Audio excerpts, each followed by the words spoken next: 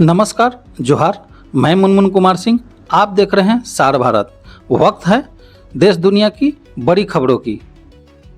प्रधानमंत्री नरेंद्र मोदी ने महाकुंभ में लगाई आस्था की डुबकी। उन्होंने भगवा रंग का वस्त्र पहन रखा था, हाथ और गले में रुद्राक्ष की मालाएं थी। मंत्रोच्चार के बीच मोदी ने अकेले ही संगम में डुबकी लगाई। प्रधानमंत्री नरेंद्र मोदी ने महाकुंभ में स्नान के बाद ट्वीट करके खुशी जताई।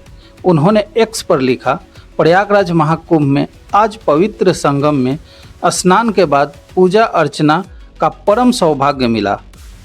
माँ गंगा का आशीर्वाद पाकर मन को असीम शांति और संतोष मिला।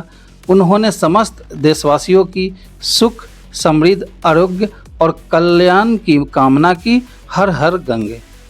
खबरों में आगे बढ़ते हैं। पिछले 2 दिल्ली विधानसभा चुनाव में सिर्फ 1 अंक तक सिमट कर रह गई बीजेपी 27 साल के अंतराल के बाद राष्ट्रीय राजधानी में वापसी करती दिख रही है। बता दें कि आज शाम 6 बजे दिल्ली चुनाव संपन्न हुआ है और एग्जिट पोल भी आ चुके हैं। 4 एग्जिट पोल के ने अनुमान लगाया है कि भाजपा 27 साल बाद दिल्ली में वापसी कर सकती है। यह अनुमान अरविंद केजरीवाल की अगुवाई वाली आप के लिए बड़ा झटका है, जो 2015 और 20 के चुनाव के लगातार लगभग जीत के बाद तीसरे कार्यकाल की उम्मीद कर रही थी। जम्मू कश्मीर की सुरक्षा को लेकर नई दिल्ली में आज केंद्रीय मंत्री ने एक समीक्षा बैठक की। बैठक को संबोधित करते हुए अमित शाह ने कहा कि केंद्र सरकार जम्मू और कश्मीर में से आतंकवाद को पूरी तरह समाप्त करने के प्रति कटिबद्ध है। इस मौके पर केंद्रीय मंत्री ने आतंकवाद मुक्त जम्मू और कश्मीर के लक्ष्य के रूप को प्राप्त करने के लिए आतंकवाद के खिलाफ जीरो टॉलरेंस की केंद्र सरकार की नीति को बल दिया। उन्होंने सुरक्षा एजेंसियों को सतर्क रहने और जम्मू कश्मीर से आतंकवाद को खत्म करने के लिए तालमेल के साथ काम करने का निर्देश दिया। बंगाल ग्लोबल बिजनेस समिट 2025 में हेमंत सोरेन ने कहा, देश की अर्थव्यवस्था में अहम भूमिका निभा रहा झारखंड।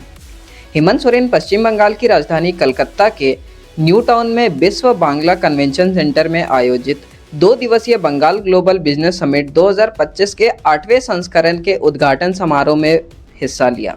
उन्होंने देश विदेश के उद्यमियों और निवेशकों को झारखंड में निवेश करने का न्योता दिया। हेमंत सोरेन ने कहा कि ग्लोबल बिजनेस समिट से एक राज्य का दूसरे राज्य तथा अन्य देशों से बेहतर व्यापारिक रिश्ते बनते हैं।